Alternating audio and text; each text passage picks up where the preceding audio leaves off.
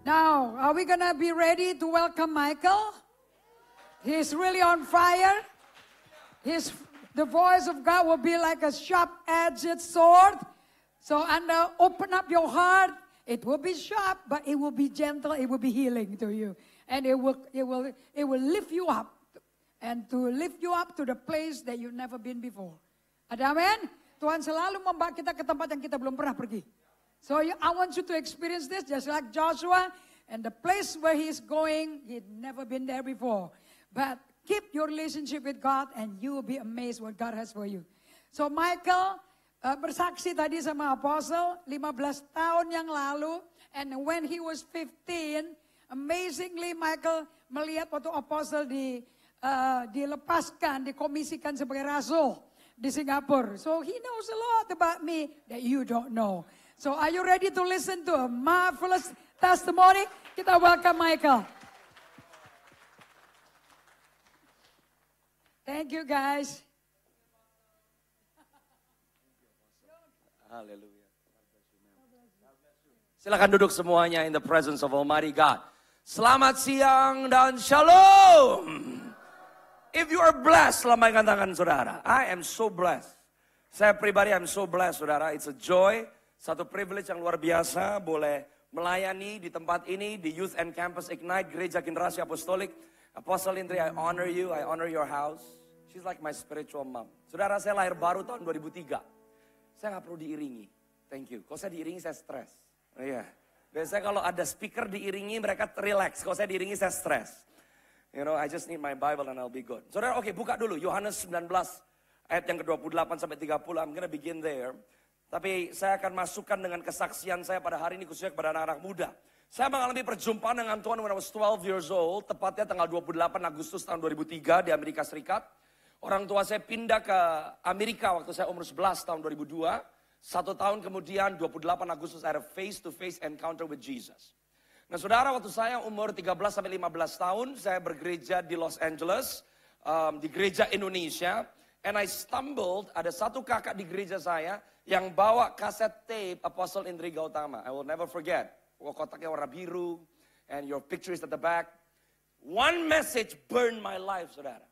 Satu kaset judulnya Baptisan Api. Saya ulang sampai kasetnya rusak. Papa saya ke Indonesia, saya bilang gak usah dibeliin mainan. Saya cuma minta 1 dos isinya khotbah-khotbah Apostle Indri Gautama. Saudara, I'm telling you, kalau saudara ada di dalam rumah Tuhan and you have Apostle Indri as your spiritual mother, jangan sampai saudara sia-siakan. Sebab Anda gak akan ada di sebuah gereja sampai mati, saudara. Gak ada gunanya datang ke gereja, hanya melakukan ibadah Kristen tapi Anda gak pernah berubah. That's never the plan of Jesus. Saya belajar the power of impartation. Saya gak pernah ada di bawah leadership Apostle Indri, but her message, something inside of her, I caught it in my spirit. Jadi kalau saya banyak pelayanan di gereja-gereja lain yang bersentuhan dengan pelayanan beliau, they said, who are you? Kamu siapanya Ibu Indri Gautama? I know I caught a spiritual inheritance. Apalagi saudara ada di dalam rumah, di mana saudara dibimbing, dididik, dibesarkan, you need to catch the spirit. Sebab pengenalan akan Tuhan saudara gak bisa dapat through knowledge. You cannot grow in God by knowledge. You need to receive the impartation. Masalahnya sekarang orang hanya mau ke gereja diinspirasi. Saudara gak bisa. You cannot meet Jesus by inspiration only. You gotta receive the impartation because He's a person. Holy Spirit bukan it. Holy Spirit itu He. A person yang saudara harus meet. Anda harus punya hubungan dengan Dia. Harus kenal dengan Roh Kudus. Nah saudara perhatikan Yohanes 19, 28 sampai 30.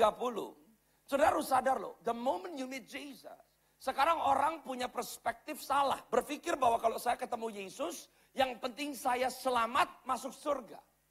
Salib bukan akhir. Salib itu awal dari perjalanan saudara. The cross is the beginning. And saya mau kasih tahu khususnya untuk anak-anak muda. Waktu terbaik orang di dalam Kristus bukan pas masuk surga. Waktu terbaik orang di dalam Kristus, waktu masih hidup di bumi bersama dengan Tuhan. Saudara gak punya chance to glorify God when you're in heaven like how you do when you're on earth. Chance untuk kenal hatinya Dia. Chance untuk ditransformasi seperti Dia. That's why He gave His Holy Spirit loh. Pertama lihat dulu nih, Yohanes 19 ayat 28 sampai 30. This is a mystery. Tapi this is the essence of the cross. Saya bersyukur setelah saya ketemu dengan Tuhan Yesus, hidup saya gak pernah sama lagi. 12 tahun saya lahir baru. Saya bilang, Lord, I'm ready to give my life full time. God says, no, go to school. Karena saya orangnya malas sekolah. Dia rubah persepsi saya sekolah, saya kerja. Saya pernah kerja buat Kementerian Perdagangan. Saya pernah punya bisnis kopi. Umur 14 tahun saya pimpin Komsel pertama. Dengan jiwa pertama, adik saya sendiri adalah jiwa yang paling susah digembalakan. But God begins to nurture His heart inside of me. Umur 21 tahun saya jadi youth pastor, 7,5 tahun saya di LA. Tahun 2020 pas COVID Tuhan pindahkan saya ke North Carolina. Merintis sebuah gereja non-Indonesian church dengan my spiritual father, gembala saya Dr. Stephen Francis. Di tahun 2023 saya lagi duduk di ruang tamu, kejadian 31-13. Tiba-tiba bicara di telinga saya, leave this land, go back to the land of your people. Saya taruh saya kembali ke Indonesia. Oktober 2024, Tuhan bawa saya kembali and here I am today. Saya berdiri di depan saudara mujizat. I'm standing in front of you is a miracle, saudara. Amen. Bisa di sini connected with Apostle Indra in the house, it's a miracle. Di sana saudara bisa tahu di dalam perjalanan saudara mengiring Tuhan bahwa it is not by might nor by power, it is by His Holy Spirit. Saudara nggak bisa belajar kerendahan hati waktu hidupmu babak belur, nggak bisa. Kerendahan hati itu buah yang dihasilkan Roh Kudus di dalam saudara. Waktu saudara di dunia berhasil, Anda tahu Anda berhasil because of Him inside of you. Di situ Anda baru mengerti yang namanya humility. Jadi selama orang Kristen hidup di dalam Kristus, Anda ada di dalam kerajaannya, you need to experience heaven now. Nggak usah nunggu mati. Kalau orang nggak mengalami kultur surga, hanya mengharapkan surga, kemungkinan besar masuk neraka kamu. Sebab surga yang ditebus oleh Tuhan bukan tempat saja, tapi kultur, gaya hidup. You can experience heaven on earth. Why? Karena yang punya surga di dalam saudara. Anda pernah perhatikan nggak? Matius 24, 23-24 berkata bahwa Mesias palsu di akhir zaman akan berkata, Mesias ada di sana, Mesias ada di sana, Mesias ada di sana. Dan Mesias palsu akan melakukan mujizat. Orang murid Kristus nggak kecanduan mujizat. Karena murid jadi sama seperti gurunya. Saudara nggak cuma mengalami mujizat, Anda melakukan mujizat bersama dengan Kristus loh. I don't like the words. I live from miracle to miracle. That is a pathetic life. One miracle cukup membuat Anda tahu the God who works the miracles. Dan itu merubah saudara. Bagaimana saudara dan saya bisa kuat di akhir zaman. Di tengah-tengah keadaan yang paling kelam pekat. Di tengah-tengah keadaan yang menentang. Yang menjadi nilai kebenaran firman. Saudara dan saya tidak akan tergoyahkan. Orang bisa bilang, Mesias di sana, Mesias di sana. Kalau Anda kenali, Mesias ada di dalam sini. You need to understand that. Dan di tengah-tengah kegelapan, keadaan dunia yang tidak akan semakin baik, Tuhan akan menemukan gereja yang paling bersinar. And God will use all generation, termasuk anak-anak muda. I can testify to you, saudara. Saya nggak pernah minta diundang, karena Tuhan wanti-wanti saya tahun 2014. Kamu tidak pernah boleh minta diundang. Saya bilang, fantastic Lord. You gave me a vision. Tuhan mau bawa ke bangsa-bangsa katanya. I received my vision 2006. Diafirmasi, dikonfirmasi. Dan Tuhan bilang, I'll bring you back to your people. Saya di gereja kurang dari 100, YouTube aja gak punya. Saya bilang, Lord, you said you want to send me to the nations. Gak boleh minta diundang, gimana caranya? And the Lord says, that's none of your business. When you are faithful with God, Tuhan yang menetapkan langkah-langkah saudara. Gak ada satu pun dari hidup saudara yang random. Kalau Anda jalan di dalam ketetapan Tuhan, Anda tahu why Anda diselamatkan, Anda berjalan bersama dengan Dia. Life with Jesus is the most exciting journey. Bukan berarti Anda lepas dari masalah. Bukan berarti lepas dari pergumulan. Tapi Roh Kudus yang menyempurnakan kita. Karena setiap kita diselamatkan untuk disempurnakan. Disempurnakan untuk dimuliakan. Yang mengerti katakan amin. Makanya kita harus sangkal diri pikul salib, saudara. Nggak bisa ikut Yesus dulu, baru mau sangkal diri dan pikul salib. Dan saudara dan saya memikul salib. Salib yang kita pikul bukan salib keselamatan. Kita bisa pikul salib karena diselamatkan. Salib yang membawa keselamatan cuma pribadi Yesus Kristus yang bisa pikul. Tapi saudara dan saya harus pikul salib kita sendiri. Yesus Kristus yang memikul salibnya, yang terima benefit dari salib saudara dan saya. Kalau saudara dan saya pikul salib, yang terima benefit bukan kita, harus orang lain. Makanya hukum kerajaan, love the Lord your God with all your heart, soul, mind, strength. Yang sama kasih orang lain seperti kamu sayang sama dirimu sendiri. Saudara tidak bisa mengasihi Tuhan kalau Anda nggak mengasihi orang. Saudara dan saya tidak bisa mengasihi orang dengan benar kalau kita nggak mengasihi Tuhan. Jadi perjalanan di dalam hidup ini to learn about this person yang namanya love. Dan setiap orang yang percaya di dalam Kristus Yesus, saudara dan saya diubahkan menjadi sama seperti dia. You partner with him to do his assignment. Hidup saudara nggak random. Anda kerja, Anda sekolah, Anda pelayanan, itu semua fungsi. You can do it like a zombie, atau you do it together with God, lewat apa yang saudara lakukan di bumi, memiliki nilai kekekalan. Tapi harus ngerti dulu siapa kita di dalam Tuhan. Termasuk anak-anak muda. I can testify to you, saya punya istri, ketemu istri saya umur 7 tahun waktu sekolah di Kelapa Gading sebelum pindah ke Amerika. 2019 we got married. I have 3 beautiful girls now. I'm blessed with 3 girls, man. I'm so thankful for girls. Karena God has a big mighty plan for the young woman company in the last days. My firstborn umurnya 3 tahun 5 bulan, yang kedua 2 tahun 8 bulan, dan yang ketiga baru lahir 2 bulan setengah umurnya. And now my wife is together, we built a family. Dan saya mau saksikan kepada anak-anak muda, God is not random with your future. Kalau kamu jalan sama Tuhan, semua langkah-langkahmu berhasil.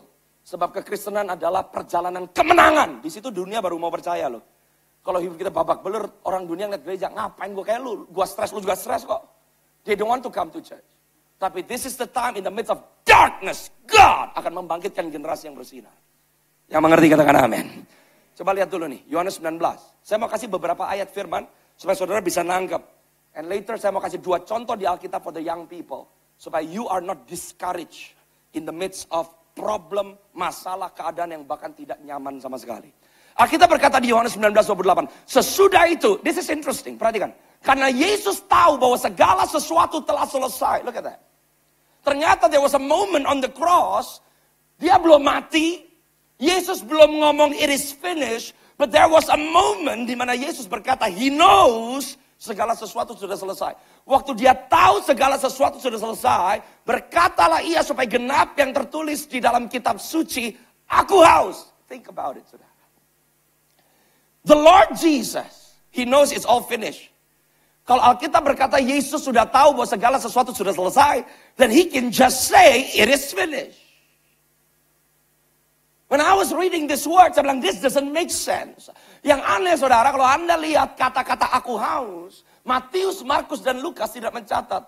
Kenapa Yohanes bisa tahu apa yang Yesus katakan? Karena Yohanes ada di kaki salib. Saudara, you have to understand, salib yang sama berdiri dengan Yesus yang sama yang tergantung, tapi disaksikan oleh prajurit Roma, disaksikan oleh orang Farisi, disaksikan oleh ahli Taurat, disaksikan sama orang yang lalu lalang. Ada orang-orang yang berbeda melihat salib yang sama dan Yesus yang sama, tapi mereka tidak menerima kuasa yang sama, sebab problemnya seringkali bukan di salib. Bagaimana saudara dan saya memandang salib, melihat Yesus, menentukan apa yang kamu dapatkan dari Yesus. Now do you understand why you need to be disciples? Saudara murid bukan karena kamu ikut kelas. Kalau cuma ikut kelas, Anda muridnya institusi. Kalau saudara muridnya Yesus, Anda harus bisa dengar suara Tuhan. Harus bermitra dengan dia. Harus tahu dan mengenali suaranya. Yohanes 10 bilang domba bukan cuma mendengar, tapi mengenal suara gembalanya. That's discipleship. Dan Yohanes karena dia ada di kaki salib, dia bisa dengar. Yesus berkata, aku haus. Kenapa dia perlu ngomong aku haus? Lanjut dulu. Ayat 29 dilanjutkan berkata, di situ ada suatu bejana penuh anggur asam, lalu mereka melilitkan suatu bunga karang yang telah dicelupkan dalam anggur asam pada sebatang hisop, lalu mengulurkannya ke mulut Yesus. That's interesting. Sesudah Yesus meminum anggur asam itu, berkatalah ia, sudah selesai. He declared tetelestai, peperanganmu dimenangkan, hutangmu dibayar, hukumanmu sudah dijalankan. Sekarang pertanyaannya, setelah hutangmu dibayar oleh Tuhan Yesus, peperanganmu dimenangkan oleh Tuhan Yesus, setelah hukuman yang seharusnya kita yang jalanin, bukan berarti ditiadakan loh, dia jalanin buat kita. Setelah kita sudah dimenangkan, hutang kita dihapus, hukuman kita sudah selesai ditanggung, hidup kita jadi apa? Kalau Anda tahu di bahasa Ibraninya asa, it is finished, ada satu cetusan penciptaan, kata-kata creation. Karena aku sudah selesai, sekarang kamu, muridku, bisa mulai. The cross is your starting point. Saudara tahu gak sih betapa dahsyatnya Tuhan kita? Alkitab berkata, ia menundukkan kepalanya, baru dia menyerahkan nyawanya. Secara biologis kalau orang mati, Anda narik nafas terakhir dulu, baru kepalamu jatuh tergantung. Not Jesus. Sampai detik terakhir hidupnya. Dia memberikan modal kepada saudara dan saya. Dia tundukkan kepalanya. He fulfilled the will of the Father. Perfect. Baru dia bilang selesai. Sekarang tolong buka buat saya dulu Keluaran 12 ayat 21, 22. Supaya Anda tahu apa yang terjadi di Yohanes 19, 28 sampai 30. Nggak random saudara. Hari ini saya mau semangati saudara. If you are the church, you gotta arise. Anda datang hari ini, hari Minggu, tiap minggu ibadah, Anda nggak menunggu terima sesuatu loh. You come to just to present something. Yang harus senang di rumah Tuhan, Tuhan, bukan kita. Harus ngerti dulu konsepnya. Kamu ke gereja, kamu persembahkan sesuatu. Corporate anointing. Impartation. Pulang. Jarah dunia. Work together with Holy Spirit. That's the church. You have excitement walking with Jesus. Karena dia jalan sama saudara. I want to give you this picture. So kita harus tanya nih, benar-benar kita ini menjalankan keselamatan dengan benar atau enggak? Gak cuma nunggu mati masuk surga. No. Heaven is a culture. Saudara ke kota Jakarta, ada tempat fisik namanya Jakarta. Tapi Jakarta punya budaya. Jakarta punya protokol. Jakarta punya orang-orang. Jakarta punya makanan tertentu. Punya minuman tertentu. Demikian pula surga. Heaven is a culture. Heaven is a kingdom. The king resides inside of you. Orang percaya di dalam Kristus Yesus nggak usah nunggu masuk surga untuk mengalami surga. Selama berjalan bersama dengan Yesus, saudara dan saya ada di bawah surga yang terbuka. Come on. Amen. God with you. Di situ dunia baru berkata, Immanuel. Who are you? Allah beserta dengan manusia. That's powerful. Now, kalau saudara lihat di Keluaran 12 ayat 21 dan 22. Ini Paskah pertama yang dialami oleh orang Yahudi. Waktu mereka masih di tanah Mesir, mereka mau keluar. The destiny is to be in the promised land. Saudara bisa keluar dari Mesir, tapi mati di tengah jalan. Why? Karena gak mau kenal Tuhan. Untuk Tuhan bawa mereka to the destination is easy. Yesus adalah jalan, kebenaran, dan hidup. Kalau dia jalan, gak otomatis orang dari titik A pindah ke titik B. Kalau ada jalan, berarti saudara dan saya yang ngelihat jalan, harus berjalan di atas jalan. Christianity is not a spoon feeding. Happy, yang penting you happy. No. He's a good father. Sebelum kamu minta, kamu gak usah ngemis-ngemis, karena kamu duta besar. Anda gak pernah akan lihat duta besar Republik Indonesia minta makan di negara orang. Karena tanggungan negara. Saudara dan saya, the ambassadors of the kingdom, selama di bumi, kita nggak ngemis. Karena kita tanggungannya surga. But you need to understand why you are alive. Kenapa Anda hidup sih? Lalu Musa memanggil tua-tua Israel, serta berkata kepada mereka, this is the instruction. Waktu mereka merayakan Paskah yang pertama di tanah Mesir, mereka selalu pakai sepatu, mereka pegang tongkat, makannya harus buru-buru. Tapi ini keluar dari mulut Musa. Lalu Musa memanggil semua tua-tua Israel. Serta berkata kepada mereka, pergi ambillah kambing domba untuk kaummu dan sembelilah anak domba Paskah. Ayat 22, ini yang saudara baca di Yohanes 19 ayat 29. Kemudian kamu harus mengambil sikat hisop, mencelupkannya dalam darah yang ada dalam sebuah pasu. Darah itu harus kamu sapukan pada ambang atas pada kedua tiang. Apa itu saudara? Salib. That's the cross. Dari awal, the plan of God, because of the cross, you can start your journey. You come out from the cross to your new life. Salib bukan akhir, salib awal. Tanpa salib, kita nggak bisa mulai. Tanpa salib, no hope. Jesus made a way where there seems to be no way. Sekarang tolong buka buat saya, Matius 28, 18-20. I need to show you some pictures first, supaya saudara nangkap. Keselamatan itu apa? Kenapa saudara diperlengkapi di dalam rumah Tuhan? Kenapa saudara dan saya ada di dalam tubuh Kristus? Why do you need people? Karena orang percaya di dalam Kristus, you are conformed to be like Jesus. Saudara gak bisa menjadi seperti Yesus kalau kita masih egois, selfish, hanya hidup untuk diri kita sendiri. Makanya mengasihi Tuhan dan mengasihi sesama gak pernah bisa dipisah. Kalau kamu mengasihi Tuhan tapi kamu benci gereja Tuhan, I have news for you. Kamu gak cinta Yesus, kamu lebih cinta sama dirimu sendiri. See? Dan kita banyak orang Kristen masih kalahnya di mana? Forgiveness. Saya mau kesaksian sama saudara. This is very private to me. But it's a testimony of victory. Papa mama saya di dalam Tuhan lahir baru. Tahun lalu sebelum saya ke sini, I found out my dad cheated on my mom 6 years. Dengan salah satu jemaat saya loh. Kenapa saya berani saksikan? God is healing my parents. Dan saya bisa saksikan there is no hate in me. Gak ada rasa benci. Itu membuat saya kagum. Kok saya gak benci ya? Bayangkan saudara, saya tahu gak? 6 bulan mau berangkat nih ke Indonesia. Saya lagi naik motor. Saya di Amerika hobinya naik motor, saudara. Big bikes. So I was riding from North Carolina to Atlanta 4 hours. Kita lagi liburan. Me and my pastor and my staff team. Our staff team. Nyampe di restoran enak Korean barbecue. Telepon saya bunyi. Saya kenal. Ini jemaat saya dulu. Saya angkat telepon, marah-marah, saya dimaki-maki, saya hold on, what's going on? Kamu gak tahu gak, papamu bikin apa? I don't know.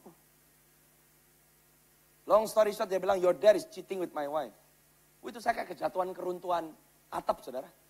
Honestly, saya ride home on my motorcycle, I said, Lord God, what am I supposed to do? Gak ada yang tahu loh, cuma saya sama istri. Saya langsung mikirin mama saya, I thought about my brother. Minggu depannya saya pas pelayanan ke LA to speak in a Vietnamese conference.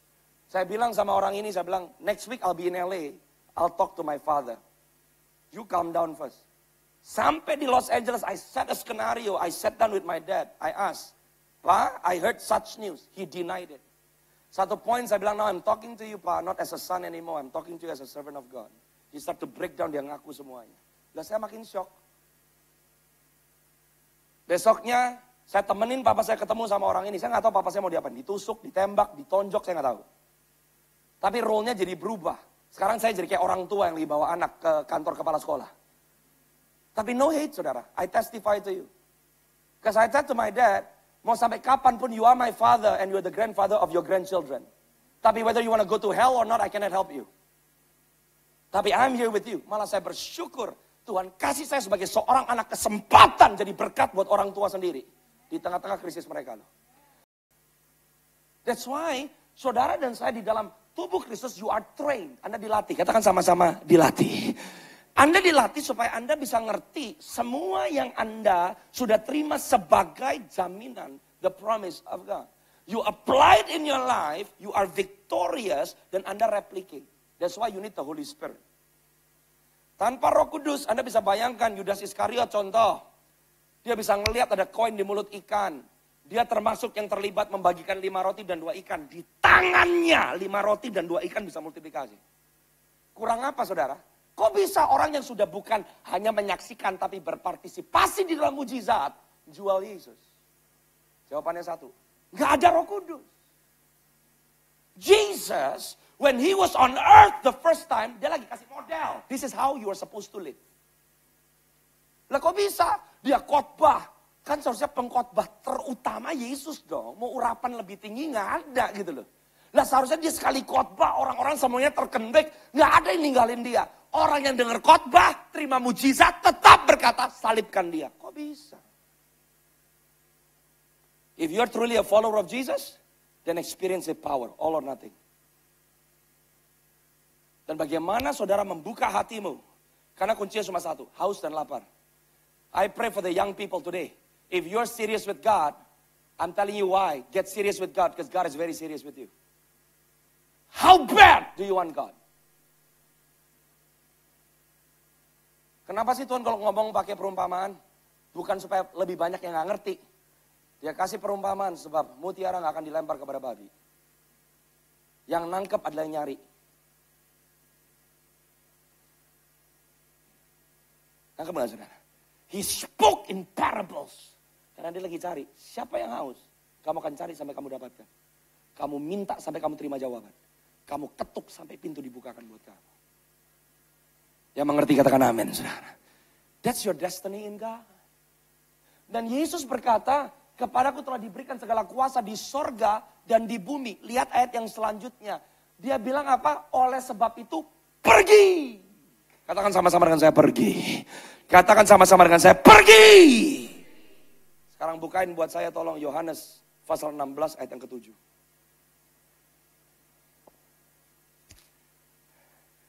I have news for you. Kenapa Yesus pergi? Yesus pergi supaya saudara bisa pergi. Yesus bilang di Yohanes 16 ayat yang ke-7, kita berkata dengan jelas, kalau Anda perhatikan, kita berkata, sekarang mereka tahu, Yohanes 16, bukan 17, Yohanes 16 ya, ayat yang ke-7.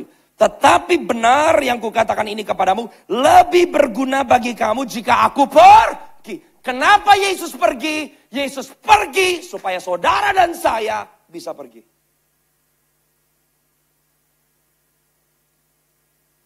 Luar biasa nggak? Dahsyat nggak saudara? Buka lagi. Ibrani pasal yang ke-7 ayat 25. Saya mau provoke. Gereja generasi apostolik. Saudara ada di bawah rumah. Where your senior pastor is very serious with God.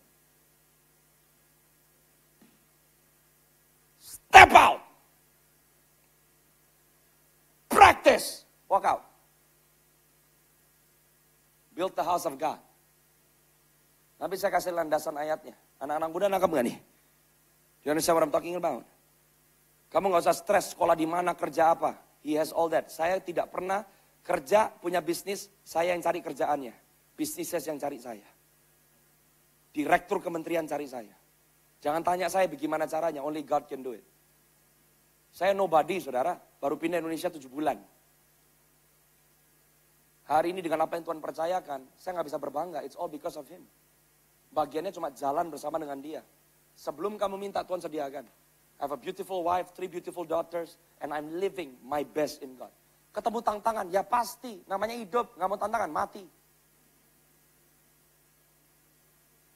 Tuhan gak pernah janji kok. Pemuritan tuh bukan diajarin teknik kabur. Teknik melipir gitu. Bagaimana luput dari masa sukar. Luput dari penganiayaan. That's not discipleship. Ketemu sama pengajaran yang ngajarnya luput-luput. Masuk neraka selama-lama. Kalau pemuritan tuh face it. Anda pernah sadar gak Yudas Iskariot?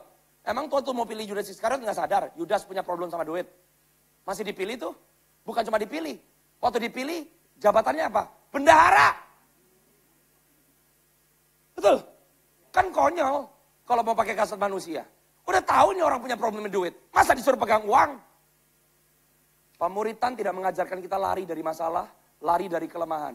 Pemuritan membawa kita menang terhadap kelemahan kita sendiri. Yang mengerti katakan amin. Pemuritan berarti we conquer with God. Makanya Yesaya 43 berkata, lewat sungai kamu gak akan tenggelam. Lewat api kamu gak akan terbakar. Jadi ya, kira-kira orang Kristen sama semua yang dialami sama dunia bakal ngalamin yang sama gak? Dunia ngalamin krisis, kita juga ngalamin krisis gak? Iya, tapi di tengah krisis kita gak mati. Gitu aja. Yang mengerti katakan amin. Bahkan Tuhan make you a blessing if you are serious with God. Nah, kita berkata karena itu ia sanggup juga menyelamatkan dengan sempurna. Katakan sama-sama dengan saya, keselamatan yang sempurna. Anda gak cuma diselamatkan, Anda disempurnakan. Siapa sih yang disempurnakan? Semua orang yang oleh dia datang kepada Allah. Anda bisa datang kepada Tuhan, gak usah nunggu mati. Makanya Yohanes 14 ayat yang ke-6 berkata, dia adalah jalan, kebenaran, dan hidup. Barang siapa mau datang ke Bapa harus lewat aku. The moment saudara punya Yesus dalam hidupmu, oleh karena Roh Kudus yang memimpin kepada semua kebenaran, you have access to the Father.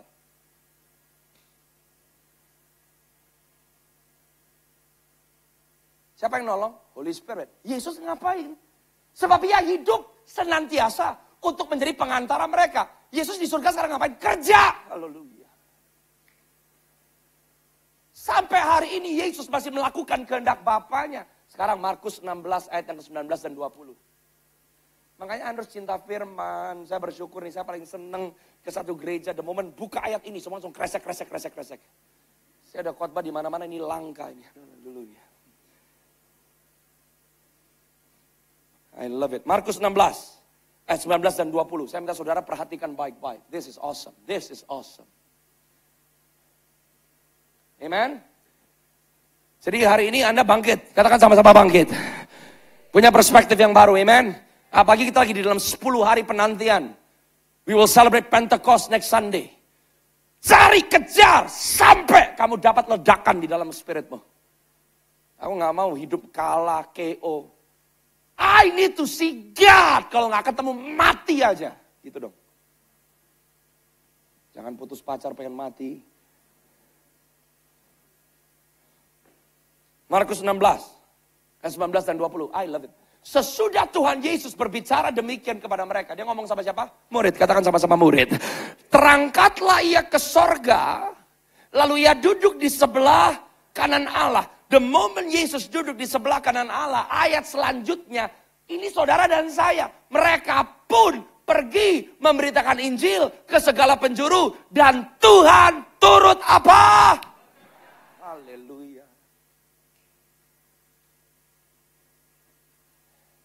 God is working with you. Anda bangun keluarga, jangan sendirian. Bangunnya bareng Yesus. Anda bikin bisnis, jangan sendirian. Bangunnya dengan Yesus. Anda melakukan pelayanan, jangan sendirian. Lakukan dengan Yesus. By the way, orang percaya harus bisa membedakan yang mana pekerjaan pelayanan dan yang mana pelayanan. Ini pekerjaan pelayanan, bukan pelayanan.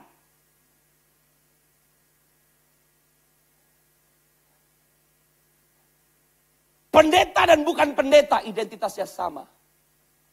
Fungsinya beda.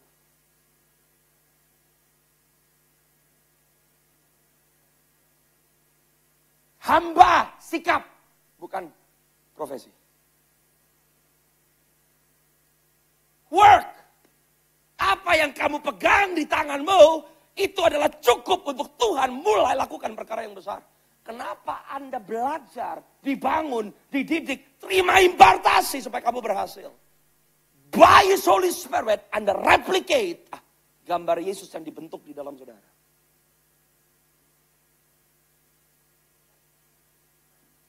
Yang mengerti katakan amin. Kejadian 1, 26, 27, 28. Oh glory. Anda belajar sesuatu gak? Yang belajar sesuatu lambaikan tangannya. Amen. Your best life now. Beri yang terbaik untuk Yesus. Kamu lakukan yang terbaik dalam pelayananmu. Make it excellent. Einstein, waktu dia dapat the theory of relativity, dapat 8 mimpi loh. Kira-kira semua penemu-penemu dapat idenya mereka dari mana? Almighty God. Everything that is good under the sun, source-nya Tuhan. Kamu harus berhasil, harus. Tapi saudara gak perlu bandingkan dirimu kepada orang lain. Kapasitas orang beda, semuanya gak sama, karena Tuhan bukan komunis. Ya, kenapa perlu punya kasih? The moment Anda mulai lihat orang dan bukan lihat Tuhan dulu, you are corrupted. Makanya kalau Anda baca Matius 25, ingat perumpamaan tentang talenta? 2 jadi 4, 5 jadi 10, betul? Yang satu dikubur. Talenta yang dikubur waktu diambil sama tuannya dikasih yang mana? 2 ke 4 atau 5 ke 10? Dikasih yang ke 5 ke 10.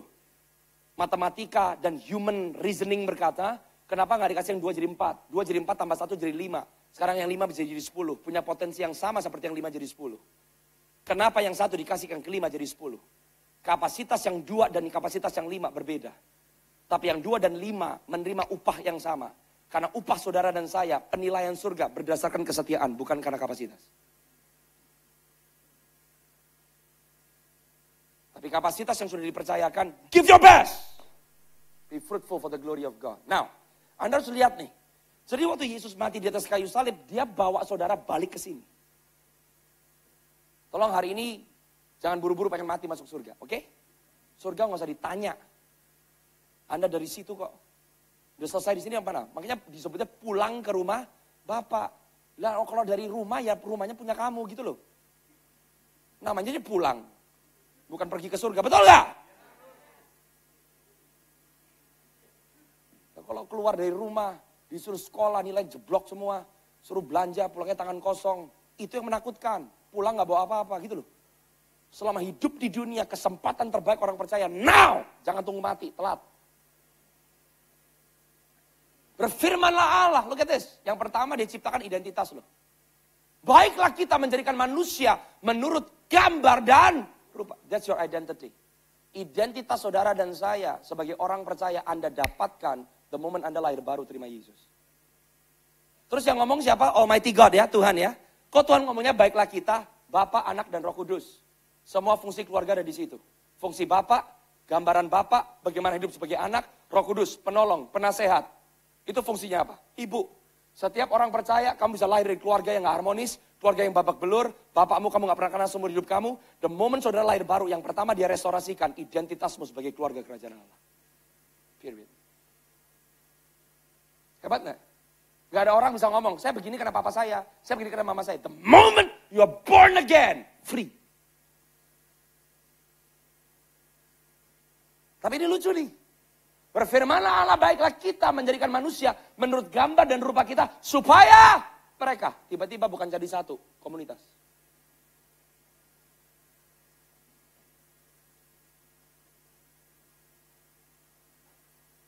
Kalau orang gak ngerti kenapa kamu lahir baru. The moment kamu di gereja lokal, kamu di carousel, kamu di kerjaan, kamu berterampil, kamu di sekolah. Anda coba cari identitas di komunitas. Gak mungkin ketemu. Sebab identitasmu bukan karena performa. Identitasmu bukan karena orang ngomong apa. Identitasmu bukan karena kamu kepilih jadi ketua sekolah, jadi worship leader. Identitas saudara dan saya lengkap di dalam Kristus. Identitas kita tidak ditemukan di komunitas. Di dalam komunitas, di dalam keluarga, di dalam gereja, di dalam kantor, di dalam bisnis, di dalam sekolah. Saudara dan saya harus berfungsi. Nah, function. Katakan sama-sama dengan saya, function. In a church, Anda harus berfungsi. Kamu di GGA, fungsimu apa? The purpose of community is function. Not for you to gain identity. The moment orang identitasnya di dalam Yesus masih rusak, Anda mencoba berfungsi, di tengah-tengah fungsi kamu mulai frustrasi. Paham? Kalau Anda baca Marta dan Maria, saya kadang-kadang suka sedih buat Marta. Tuhan gak pernah benci Marta loh. Yesus masuk ke Betania, ke rumah mereka karena Marta. Marta yang bilang, come. Yesus akhirnya masuk ke rumah mereka. Marta mulai melayani, Yesus diam aja. Everything was okay. The moment Marta frustrasi, stres, dia buka mulut, dia bilang, Tuhan! Kamu gak peduli saya kerja sendirian? Suruh dong Maria. Kapan sih pelayanan kita kebablasan? Kapan sih pekerjaan kita kebablasan? Kapan sih aktivitas kita kebablasan? Waktu kita sudah mulai komplain.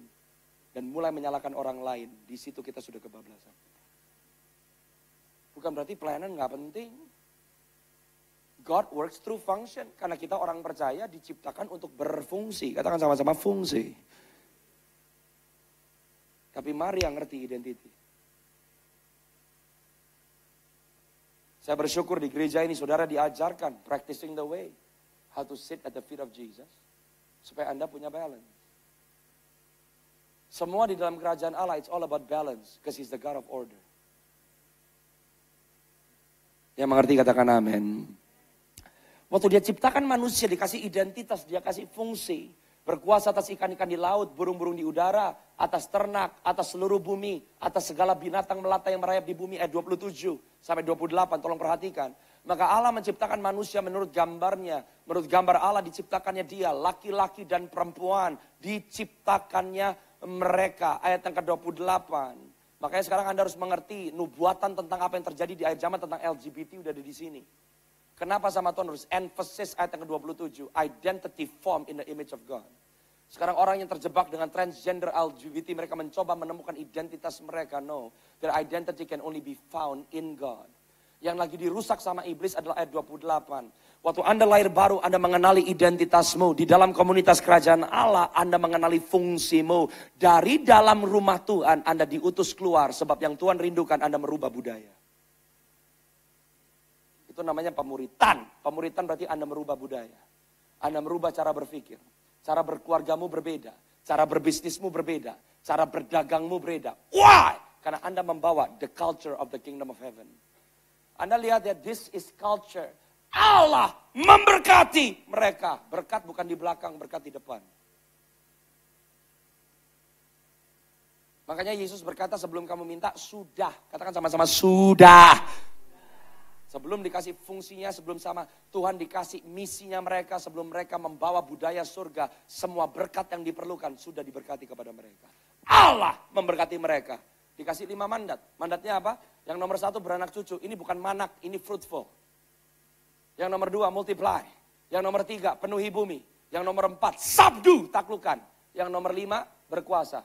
Ini apa sih 5-5-nya? Dimensi 5 jawatan.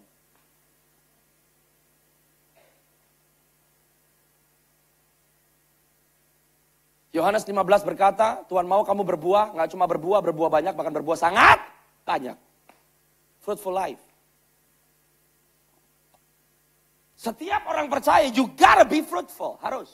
Apa yang kamu pegang berhasil. Nggak cuma fruitful, multiply. Multiply bukan increase, beda. Kali-kalian sama tambah-tambahan beda. Multiply nggak cuma bertambah. Karena ada Roh Kudus di dalam saudara, you can multiply. Multiply disciples. Penuhi bumi. Fill the earth. Bukankah Tuhan rindu kemuliaannya menutupi seluruh bumi ini seperti air menutupi samudera raya? Di dalam perjalanan kita menaklukkan daging. Kalau kita nggak mau menaklukkan diri kita sendiri, kita akan mulai menaklukkan orang lain. Goalnya apa? Supaya berkuasa. To rule and reign with Jesus. Kenapa Anda butuh apostolic dimension? Anda butuh otoritas ilahi. Kenapa Anda butuh prophetic dimension? Anda perlu bisa menyuarakan suara Tuhan. Kenapa Anda butuh evangelist anointing untuk memenuhi bumi? Tangannya Tuhan. Yang kamu pegang multiply. Yang kamu pegang yang mati hidup. Yang kamu pegang yang gak ada jadi ada. Yang kamu pegang yang sakit sembuh. Yang kamu pegang setan-setan harus pergi. Anda harus punya hatinya Tuhan. Itu fungsi gembala. Guru. Kebenaran firman. Makanya pedang. Namanya pedang roh. Roh Kudus memimpin kita kepada seluruh kebenaran. Karena ini semua isinya bukan hanya janji. Tapi namanya prinsip. Kalau saudara dan saya orang-orang kerajaan ngerti bagaimana ngidupin prinsip. Apapun yang saudara pegang pasti merubahkan kota, bangsa, tempat di mana Tuhan menempatkan saudara. Yang mengerti katakan amin. Yang mengerti katakan amin. Yang mau berpartisipasi dengan Tuhan katakan amin. Ayat terakhir sebelum saya masuk. Kedua example khususnya untuk anak muda. Boleh? Wahyu 22 ayat 17. Jadi kalau orang kepenuhan Roh Kudus, nggak cuma bahasa roh itu penting, disiplin. You build your spirit man, you contact with heaven. Spirit, when you pray in the spirit, Anda berdoa di dalam bahasa roh, makanya di dalam pertemuan raya, pray in the spirit. Waktu saudara berdoa di dalam roh, Anda sedang open up your spirit man to receive insights, intel dari surga. Karena Anda dan saya adalah manusia rohani. By the way, manusia roh beda dengan ngeroh. Amin. Pray in tongues. Ada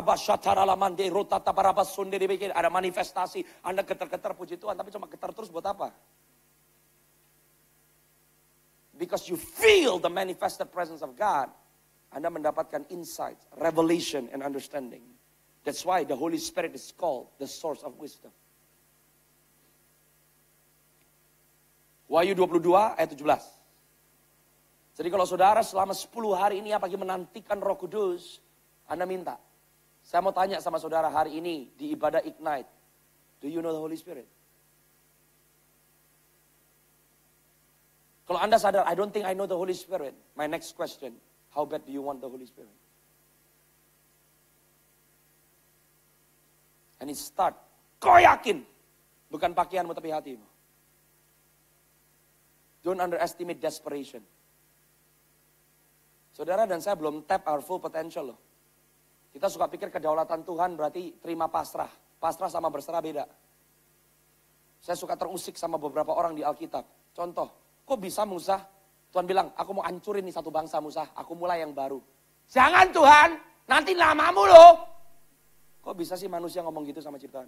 Sama pencipta? Alkitab berkata, Hana mandul. Betul? Yang bisa nutup rahim, yang buka rahim siapa kuasanya? Tuhan. Kok bisa? Perutnya udah ditutup. Karena dia berdoa, dibuka lagi. Pernah sadar nggak di kitab Yohanes? Mujizat pertama di Kana. Kehabisan anggur, betul? Ibunya Yesus berkata, mereka kehabisan anggur. Yesus bilang, urusannya buat aku apa? Karena ini belum waktuku. It's not my time. Waktunya apa? Yesus melakukan segala sesuatu karena apa yang dia lihat Bapaknya lakukan. Berarti Yesus tahu ini sebetulnya belum waktunya dia untuk menyatakan dirinya. Belum waktunya dia mengatakan mujizat. Belum waktunya dia menunjukkan kuasa manifestasi kerajaan sorga. Tapi Ibu Yesus bisa tap. Dia berkata sama orang-orang, the moment dia dengar Yesus ngomong seperti itu. Apapun yang dia lakukan, ikutin aja. Saudara sadar gak sih kalau kita disebut mempelai Kristus itu apa? Who we are before God. Makanya bisa nyanyi lagu kayak tadi. Who am I that you are so mindful of me? Siapa Abraham bisa nego sama Tuhan? Supaya gak menghancurkan Sodom dan Gomora. Kok bisa? Dan sekarang kita terimanya. Ya semuanya kedaulatan Tuhan. Kalau saudara dan saya tahu siapa kita di dalam Tuhan. Salib Kristus. Bukan hidup kalah, hidup menang. Gak perlu datang ke gereja disemangatin sama worship leader. Semuanya sukacita, amin. Semuanya sukacita, amin. Anda bukan genset. You walk with authority and power. Itu damai itu. Damai sejahtera itu pribadi. Damai bukan tergantung situasi. Damai kalau Anda punya damai. Di tengah keadaan yang tidak oke-oke saja. Saudara tetap oke-oke saja. Kamu bisa jalan di tengah damai meskipun keadaanmu belum berubah. Peace. In the midst of problem, you can stand strong. Itu damai. Makanya saudara dan saya, umat Tuhan terima Yesus, nggak buru-buru mau dicabut dari dunia. Maka kadang-kadang kok nggak ngerti kan ngeliatin Yohanes 17, Tuhannya Yesus sebel kan. Kenapa sih Tuhan perlu ngomong gitu? Aku tidak meminta supaya engkau mengangkat mereka dari dunia ini. Ya jangan dong Tuhan minta supaya kita diangkat dari dunia ini Tuhan Yesus gitu dong.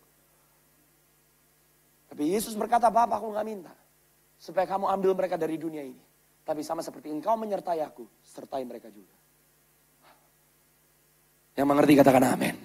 Itu Christian life. Makanya hidup itu berapa kesempatan saudara? 1. To glorify God. Untuk melakukan kehendak Tuhan.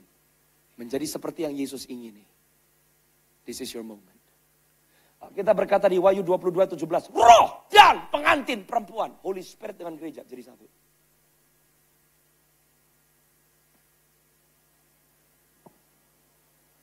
When you know the Holy Spirit. Ada konsultasi dengan dia. Kemana saudara melangkah Holy Spirit move with you. You are moving in one cadence. Ini satu jaminan apa yang kamu pegang gak mungkin gagal. Roh dan pengantin perempuan berkata, come. Luar biasa gak saudara? Saudara dan saya menantikan Kristus. Kita menantikan kedatangannya. Bisa gak dengan berani berkata, come Lord, come. Bukan karena udah gak sabar sengsara. Come Lord. Kami sudah buka jalan.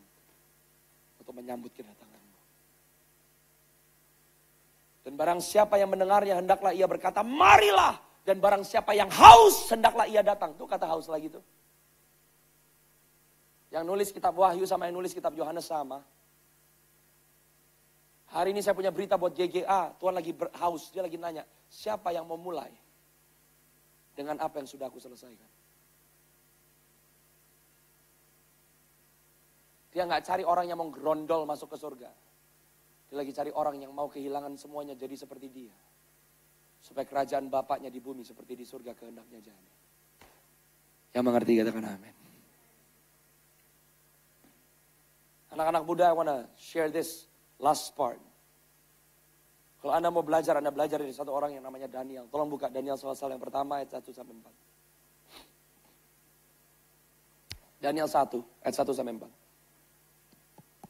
Saya kasih 2 contoh konkret. Sebelum saya selesai. Orang-orang yang menang, orang-orang yang merubah sejarah. Anda gak usah pertanyakan, Daniel berdoa. Dia mencari wajah Tuhan. He knows God. Bahkan Anda baca di kitab Daniel pasal yang ke-7 kalau gak salah. Gabriel datang ke Daniel dan Gabriel berkata, hai kamu yang dikenan oleh Allah. Intimacy with God, perkenanan Tuhan. Tapi Anda lihat Daniel 1. Sometimes, dan sering kali, dan banyak kali, yang terbaik yang ada di dalam saudara, gak bisa keluar kalau Anda gak di dalam tekanan. The greater the darkness, the greater the glory. Anda gak bisa ngelihat bulan, Anda gak bisa lihat bintang kalau langitnya terang. Betul? Jadi kapan gereja akan bersinar paling terang? Di tengah-tengah kelam pekat. Anda pergi di tengah-tengah kota banyak lampu, nggak bisa ngeliat bintang. Dan momen Anda pergi keluar dari kota yang nggak ada lampunya, semuanya gelap gulita, you can see the beauty of the stars. Kenapa seringkali gereja nggak bersinar? Karena kita disilaukan oleh terang-terang yang lain. Tapi Tuhan sedang mencari bintang yang bersinar di tengah-tengah kelam pekat. That's the church's finest hour.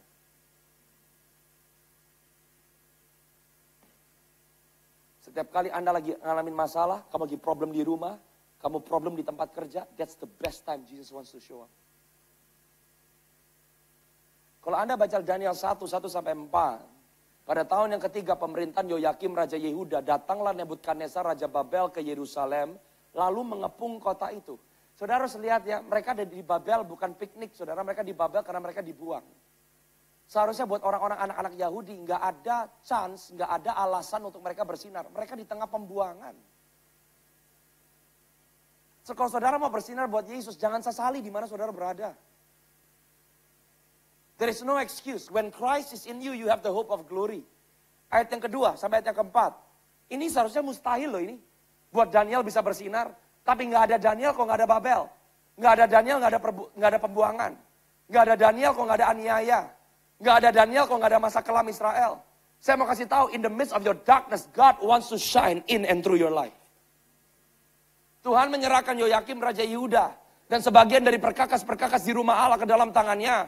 Semuanya itu dibawanya ke tanah Sinear, ke dalam rumah dewanya. Perkakas-perkakas itu dibawanya ke dalam pembendaraan dewanya. Saudara harus tahu buat orang Yahudi, kalau nggak ada tabut, kalau nggak ada perkakas-perkakas, susah mereka untuk menyembah. Tapi kenapa Daniel bisa kenal Tuhan? Sebab bait suci Daniel bukan di luar, tapi baitnya ada di dalam.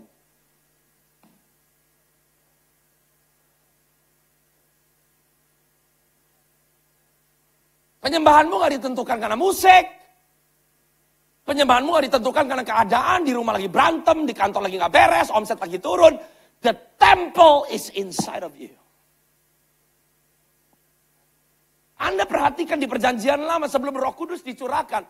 Orang-orang yang ngalamin great walk with God adalah orang-orang yang dipenuhi Roh Allah. This is the function of the Holy Spirit. Oleh karena Yesus, apa yang tadinya tersedia hanya untuk segelintir orang, sekarang semua, katakan sama-sama semua, yang percaya bisa ngalamin. Ayat yang selanjutnya, ayat 3 dan 4. Lalu raja bertitah kepada Aspenas, kepala istananya, untuk membawa beberapa orang Israel yang berasal dari keturunan raja dan kaum bangsawan.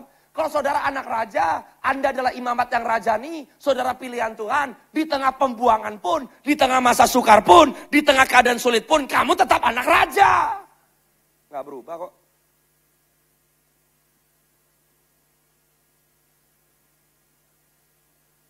Do you know who you are?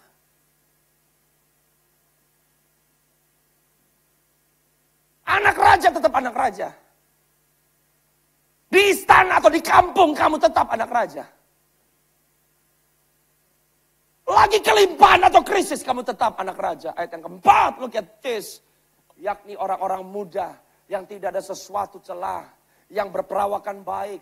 Memahami berbagai hikmat, berpengetahuan banyak, mempunyai pengertian ilmu, orang yang cakap bekerja dalam istana raja, supaya mereka diajarkan tulisan dan bahasa orang Kasdim. Gak ada karunia roh sama sekali. Tuhan selalu mulai dengan apa yang ada padamu. Kamu bisa dipercaya gak dengan sudah ada pada tanganmu? Berterima kasih karena masa lalu, ucapan syukur karena masa depan.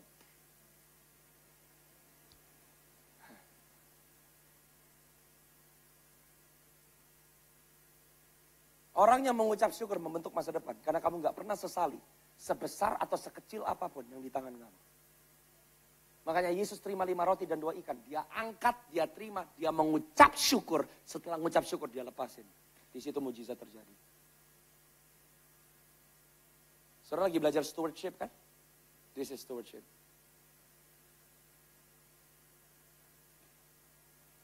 Yeremia 27 ayat yang ke-6. This will shock you.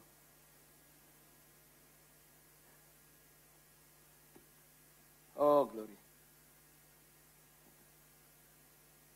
Saya berdoa saudara mengerti siapa saudara di dalam Tuhan. Kalau cara pandang kita berubah, cara berpikir kita berubah. Anda mulai melangkah dengan iman. Berkarya untuk Tuhan. Satu tubuh Kristus, Anda akan bawa perubahan yang nyata. Sekarang ini Tuhan yang ngomong lewat Nabi Yeremia. Aku menyerahkan segala negeri ini ke dalam tangan hambaku. Siapa?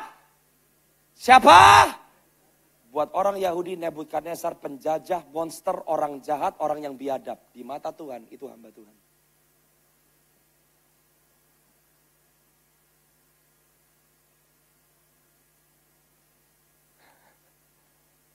Saudara bisa dikalahkan?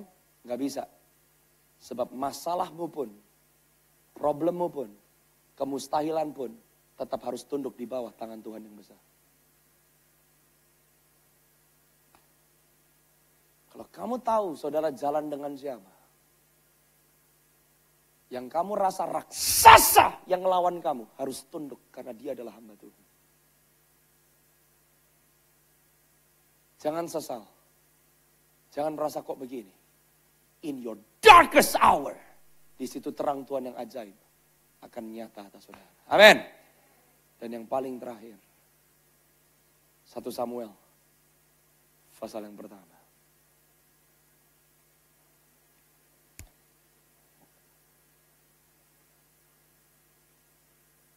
So, saudara datang ke Tuhan enggak cuma minta solusi. 10 hari penantian Roh Kudus ini saya berdoa saudara enggak berminta dan enggak nanya sama Tuhan apa yang Tuhan bisa lakukan untuk saya. Tapi rubah doamu dan katakan Tuhan, apa yang Tuhan mau lakukan melalui saya. Amin. Enggak untuk saya. Through me. Saya tuh kalau ngeliat Hana suka mikir. Kalau Anda lihat Hana istrinya Elkana. Elkana punya 2 istri. Penina dan Hana. Penina punya banyak anak. Tapi Hana lebih dikasih oleh Elkana. Tiap kali mereka naik untuk ke rumah Tuhan mempersembahkan korban, Penina sama anak-anaknya terima 1 bagian. Tapi kalau Hana terima double portion. Mau hidup enak, udah hidup enak. Rahimnya ditutup. Kalau dia disiksa sama Penina, karena tiap kali mempersembahkan korban dia dijelekin terus. Kalau Hana ngerang minta anak untuk dia bisa menang terhadap Penina, 1 anak kira-kira cukup atau tidak? Nggak cukup. Penina anaknya banyak kok. Betul nggak? Kalau dia minta Samuel karena pengen menang terhadap persekusinya, 1 anak nggak cukup. Dan mau anak perempuan, anak laki, nggak masalah dong. Yang penting punya. Nah, dan Alkitab sudah berkata Elkana mengasihi Hana. Bahkan Elkana berkata, kenapa kamu nangis Hana? Bukankah aku lebih berharga dari 10 anak laki-laki? Ini yang janggal saudara. 1 Samuel pasal yang pertama. Saya minta saudara perhatikan secara khususnya ayat yang ketiga. Ada sesuatu yang janggal. Tiba-tiba Tuhan jelasin sama saya. Hana nangis ngerang minta anak. Bukan karena dipersekusi Penina. Kaget saya. Selama ini saya berpikir Hana minta anak karena Hana sudah capek dipersekusi sama Penina. Dia pengen menang gitu. Tuhan bilang wrong. Jawabannya di ayat ini. 1 Samuel pasal yang pertama. Ayat yang ketiga. Tahun demi tahun. Orang itu tahun demi tahun. Pergi meninggalkan kotanya untuk sujud menyembah.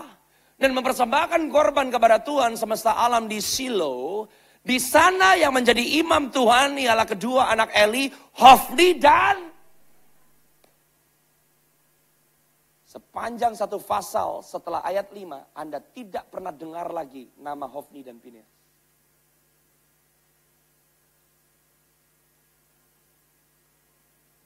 And the Lord spoke to me. Oke, supaya saudara bisa lihat sendiri ayatnya saya buktikan. Oke. Sekarang turun 1 Samuel pasal yang pertama. Ayat yang ke-11. Ini doanya Hana nih. Hana tidak minta anak untuk dia. Ini pentingnya rumah Tuhan. Pentingnya peran seorang ibu. Pentingnya punya pemimpin rohani. Hofni dan Pinehas liar. Anda gak pernah baca ibunya siapa. From generation to generation.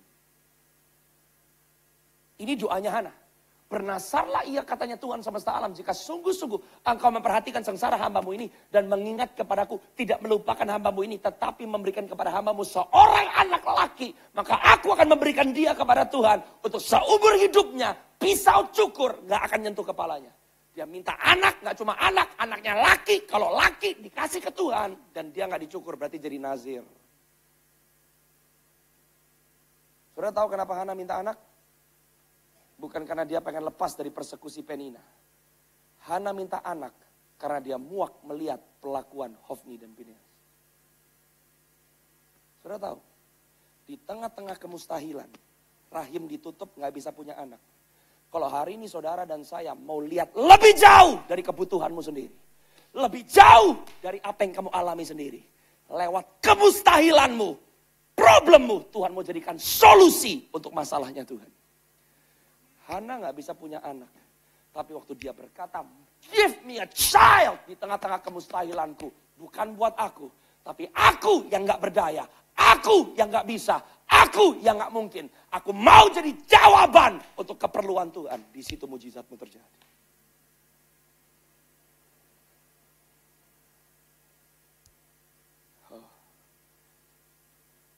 Kalau saudara mengerti siapa saudara di dalam Tuhan. Dan kita mau berhenti mengasihani diri sendiri. Problemmu terlalu kecil untuk Tuhan jawab. Yang luar biasa adalah lewat problemmu Anda jadi jawabannya Tuhan. Doamu dijawab oleh Tuhan biasa. Tapi kita menjawab doa Tuhan itu luar biasa. Dan kalau saudara dan saya menjawab yang menjadi kerinduan hati Tuhan. Setelah Samuel dia berikan kepada Tuhan, rahim Hana tidak pernah tertutup lagi. Bahkan anak lepas anak, anak lepas anak. Kalau saudara hanya minta dan Anda membatasi kekristenanmu berdasarkan hanya apa yang Anda perlu, apa yang Anda mau, Anda hanya dapat sedikit. Tapi kalau saudara dan saya mulai pusing dengan kepusingan Tuhan, maka yang menjadi kepusingan saudara adalah tanggung jawab Tuhan. Haleluya. Yang mau katakan amin. Yang mau katakan amin. Mau? Di tengah pembuangan jangan komplain. Give your best to God. And you need the Holy Spirit. Kalau Anda seperti Hana lagi ngalamin kemustahilan, jangan minta Tuhan untuk jawab doamu. Tapi katakan, ini aku Tuhan. Siap untuk Tuhan pakai. Jadi jawaban untuk keperluannya Tuhan. And Daniel dan Hana dua-duanya adalah dua orang yang merubah sejarah. Untuk merubah sejarah, saudara dan saya sudah diberikan Kristus Yesus oleh karena Roh Kudusnya yang memimpin kita kepada semua kebenaran. Salib adalah awal dan bukan akhir. Hari ini Tuhan sedang haus. Dia lagi cari siapa yang mau bangkit. Siapa yang mau memenuhi, melakukan, berpartisipasi dengan apa yang dia sudah tebus, apa yang dia menangkan di atas kayu salib. Dan saya berdoa setiap saudara yang hadir di tempat ini, saudara hidup untuk masa yang seperti ini. Di tengah-tengah kegelapan dan kekelaman. Mungkin saudara merasa aku gak bisa, aku gak mampu. Aku gak sempurna, aku masih mengalami A, B, C, dan D. Tapi hari ini kuasa Tuhan yang tidak terbatas ada di dalam masing-masing saudara. Kalau saudara hari ini mau lewat dimanapun dan apapun yang sedang saudara hadapi dan alami. Kuasa Tuhan itu lebih dari cukup buat saudara. Mari berdiri semua dalam hadirat Tuhan. Oh haleluya, amin. Anak-anak muda bangkit, amin.